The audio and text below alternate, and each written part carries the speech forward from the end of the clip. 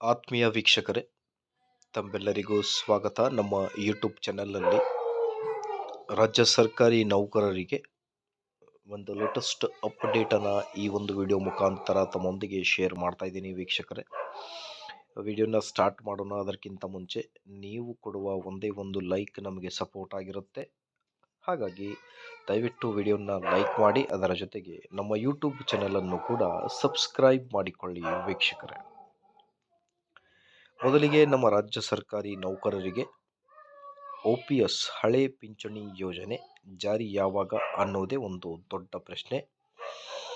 ಅದರ ಜೊತೆಗೆ ರಾಜ್ಯ ಸರ್ಕಾರಿ ನೌಕರರಿಗೂ ಕೂಡ ಕೇಂದ್ರದ ಮಾದರಿಯಲ್ಲಿ ವೇತನವನ್ನು ನೀಡಬೇಕು ಅನ್ನೋದು ಕೂಡ ಒಂದು ಪ್ರಮುಖ ಬೇಡಿಕೆ, ಒಂದು ವಿಚಾರ.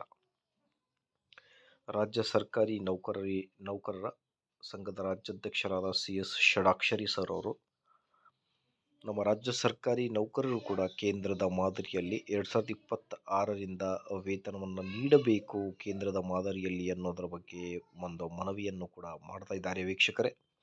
ಆದಷ್ಟು ಬೇಗ ನಮ್ಮ ರಾಜ್ಯ ಸರ್ಕಾರಿ ನೌಕರರು ಕೂಡ ಕೇಂದ್ರದ ಮಾದರಿಯಲ್ಲಿ ವೇತನ ಬರಲಿ. ಅದರ ಜೊತೆಗೆ ಈಗ ಒಂದು ಬಿಗ್ ಬ್ರೇಕಿಂಗ್ ಅಪ್ಡೇಟ್ ಏನಿದೆ ಅಂತ ನೋಡ್ತಾ ಬಂದರೆ, ಸ್ವಇಚ್ಛೆ ನಿವೃತ್ತಿ ನಿಯಮಗಳ ಕುರಿತು ಇಲ್ಲಿದೆ ಮಾಹಿತಿ ಅನ್ನೋದ್ರ ಬಗ್ಗೆ ಒಂದು ಲೇಟೆಸ್ಟ್ ಅಪ್ಡೇಟ್ ಸ್ಕ್ರೀನ್ ಮೇಲೆ ಗಮನಿಸ್ತಿರ್ಬೋದು.